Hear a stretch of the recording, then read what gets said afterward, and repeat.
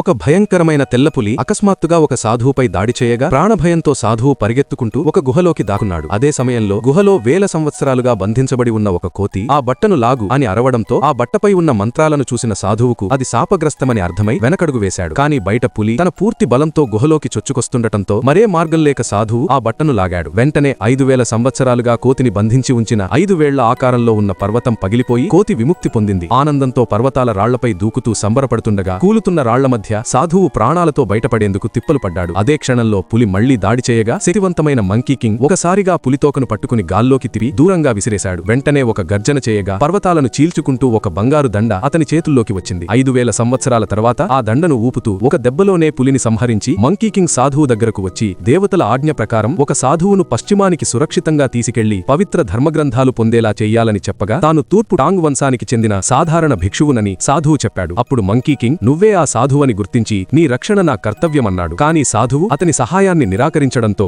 Monkey king నవ్వుతూ వెళ్లిపోయాడు. అదే సమయంలో సాధువు పెట్టె తెరుచుకుని అందులోని బంగారు కిరీటం ఎగిరి మంకీ కింగ్ తలపై వాలిపోవడంతో అతడు తిరిగి వచ్చి దీన్ని తీసేయమని అరవగా సాధువుకు దాని గురించి తెలియదని చెప్పాడు. అయితే కిరీటంపై ఉన్న మంత్రాలను సాధువు చదవగానే మంకీ కింగ్ తలలో భరించలేని నొప్పి మొదలై బాధ తట్టుకోలేక కొండరాతిపై తలకొట్టడంతో సాధువు దూరంగా పడిపోయాడు. అప్పుడొక దేవి ప్రత్యక్షమై ఈ కిరీటాన్ని తొలగించాలంటే సాధువును సురక్షితంగా బౌద్ధమందిరానికి తీసుకెళ్లి నిజమైన ధర్మగ్రంథాలు పొందేలా చెయ్యాలని చెప్పడంతో మంకీ కింగ్ గాల్లో ఎగురుతూ బయలుదేరాడు. కాని అక్కడికి చేరేసరికి సాధువు ముందే ఉండటం చూసి తాను మళ్లీ అదే చోటికి వచ్చానని గ్రహించాడు. అప్పుడు సాధువు ప్రశాంతంగా పవిత్ర ధర్మగ్రంథాలను పొందడం సులువు కాదని వాటిని సాధించాలంటే అనేక కఠినమైన పరీక్షలు మరియు భయంకరమైన కష్టాలు ఎదుర్కోవలసిందేనని చెప్పడంతో వారి మహాప్రయాణం నిజంగా మొదలైంది.